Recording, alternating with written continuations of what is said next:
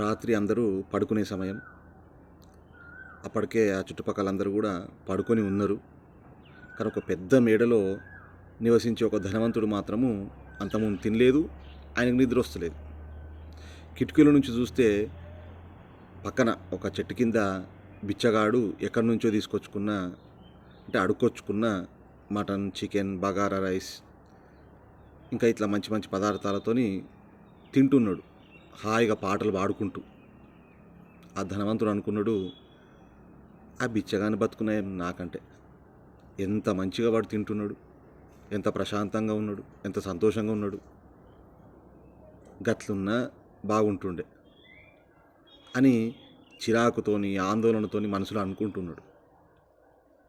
దీనికి కారణం అంతకుముందే ఆయన దగ్గర పనిచేసే వ్యక్తి వచ్చి చెప్పిండు, ఆయనకు సంబంధించిన 2 భారీ నౌకలు సరుకులు తీసుకొస్తూ సముద్రంలో మునిగిపోయినాయి అని చెప్పి.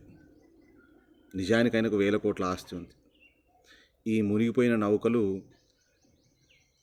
అంటే ఇవి కూడా విలువైనవే, కానీ ఆయనకున్న ఆశతో పోలిస్తే మరీ అంత పెద్ద నష్టమేం కాదు. అయినా ఆ రాత్రంతా ఆయన ఆలోచనలతోని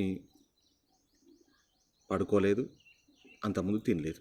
అట్లా గడిచిపోయింది ఆయనకు. ఈ బిచ్చగాడు మంచిగా తిని చెట్టు కింద హాయిగా నిద్రపోయాడు. తెల్లారింది, కొంచెం లేట్గానే లేచిండు. మంచిగా తిన్నాడు కదా రాత్రిపూట బిచ్చగాడు, అందుకే లేట్గా లేచిండు. మళ్ళీ ఎక్కడనో అడుకోవాలి కదా, అందుకే బయలుదేరిండు. దూరం నుంచి ఒక ఇంట్లో ఉన్న దృశ్యం ఈ బిచ్చగానికి కంటబడింది. ఆ ఇంటి యజమాని, ఆయన భార్య, పిల్లలు అందరూ కలిసి ఏదో తింటున్నారు, కబుర్లు చెప్పుకుంటూ. బిచ్చగాడు అనుకున్నాడు, జీవితం అంటే అట్లా ఉండాలి. నాకెవరున్నారు, భార్య లేదు, పిల్లలు లేరు, అసలు నాకు పెళ్ళే కాలేదు. చూడు ఎంత మంచిగా ఒకరికొకరు ముచ్చట్లు చెప్పుకుంటూ నవ్వుతూ సంతోషంగా వాళ్ళు తింటున్నారు. బతుకు అంటే అట్లా ఉండాలి. ఛీ, నాదేం బతుకు, వాడు వీడు తిట్టంగా ఇదో బతుకా అని బిచ్చగాడు అనుకున్నాడు. ఇక్కడ ఈ యజమాని తన భార్య పిల్లలతో తింటున్నాడు. వాళ్ళు ఏం చర్చిస్తున్నారు అంటే, ఇక్కడ వర్షాకాలం స్టార్ట్ కాబోతోంది, మనం చేసేది వ్యవసాయం, ఎరువులు తీసుకురావాలి, విత్తనాలు తీసుకురావాలి, పిల్లల్ని స్కూల్కి పంపాలి, ఫీజులు కట్టాలి, పుస్తకాలు కొనాలి, మరి వీటన్నిటికీ చాలా డబ్బులు కావాలి. కానీ సంవత్సరం మనకు పంట దిగుబడి సరిగ్గా రాలేదు. మరి సేటు మనకు ఉద్దెర ఇస్తాడో ఇవ్వడో, ఎరువులు, విత్తనాలు, ఇంకా స్కూల్లో కొద్ది ఫీజు కడితే ఒప్పుకుంటారో లేదో అని చెప్పి ఆందోళన చెందుతూ తన భార్యతో చర్చిస్తున్నాడు.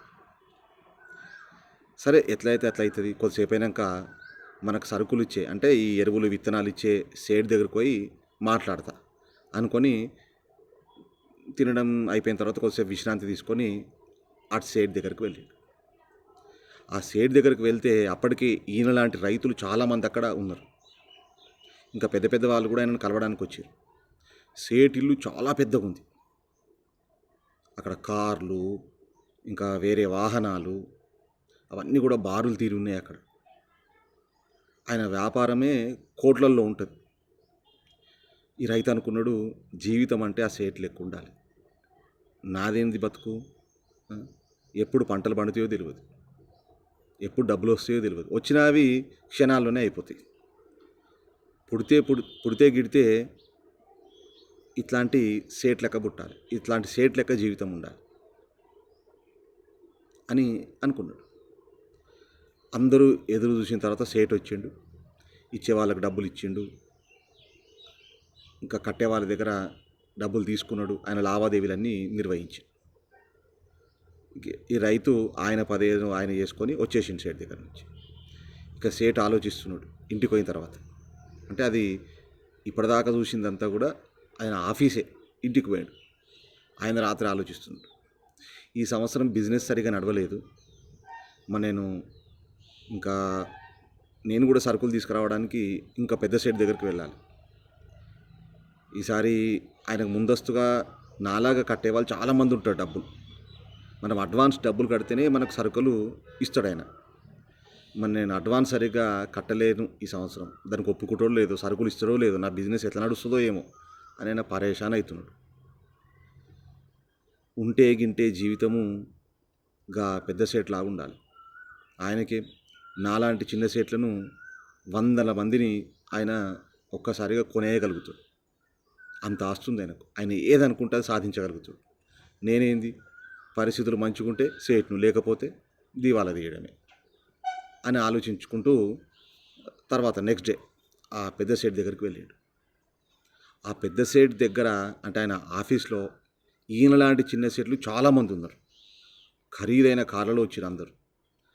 ఆయన ఆఫీసును చూస్తే కళ్ళు జిగేలమంటున్నాయి. చాలాసేపు ఎదురు చూసిరు. ఈయన లాంటి సేట్లు కొంతమంది పని అవుతుందా కాదా, కొందరేమో పనిని తొందరగా ముగించుకొని వెళ్దాం అని చెప్పి చాలామంది ఎదురు చూస్తున్నారు. కానీ ఆ సేటు ఎంతకు రాలేడు. కొద్దిసేపు అయినాక ఒక వ్యక్తి వచ్చి చెప్పింది, సేటు దగ్గర పనిచేసే వ్యక్తి, ఈరోజు సేటు ఎవరిని కలవడు, మీరందరూ వెళ్ళిపోవచ్చు అని. మరి ఆ కలవని సేటు ఎవరు? ఈ నౌకలు మునిగిపోయినాయి అని చెప్పి అంతకుముందు రాత్రి బాధతోనున్న వ్యక్తి. ఆయన 2-3 రోజుల దాకా ఆఫీస్కు రాలేడు. వచ్చిన వాళ్ళు వచ్చినట్టుగా మరలిపోతున్నారు. ఇక్కడ తిరిగి వెళ్తున్నారు వ్యాపారస్తులందరూ.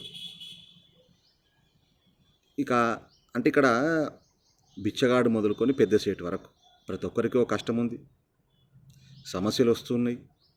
కానీ ప్రతి ఒక్కరూ మాకే కష్టాలు ఉన్నాయి, మాకే సమస్యలు ఉన్నాయి, మాకంటే మా పక్క వాళ్ళ జీవితాలే మాకంటే మంచిగా ఉన్నాయి, వాళ్ళలాగా మేము ఉంటే అయిపోతుంది కదా అని చెప్పి పెద్ద సేటు అనుకున్నాడు, బిచ్చగాడు అనుకున్నాడు, చిన్న రైతు అనుకున్నాడు, చిన్న వ్యాపారస్తుడు అనుకున్నాడు, అందరూ అనుకుంటున్నారు. బిచ్చగానికేమో డబ్బులు లేవని సమస్య, రైతుకేమో సరిపోను డబ్బులు లేవని సమస్య, సేట్కేమో ఆయన అనుకున్న స్థాయిలో వ్యాపారం చేయడానికి కావాల్సినంత డబ్బు లేదని సమస్య, పెద్ద సేట్కేమో డబ్బు ఉంది కానీ వ్యాపారాన్ని ఇంకా అభివృద్ధి చేయాలి, నాకు నష్టాలు రావద్దు అన్న ఆలోచన ఆయనది. డబ్బు ఉంటే సరిపోతుంది, ఏ కష్టాలు రావు అని అందరం అనుకుంటాం. కానీ డబ్బు మనకు సౌకర్యాలను, సుఖాన్ని తీసుకొస్తుంది తప్ప సమస్యలను దూరం చేయదు. ఇంకా అది ఉంటే కొత్త సమస్యలు కూడా కొన్ని వస్తాయి.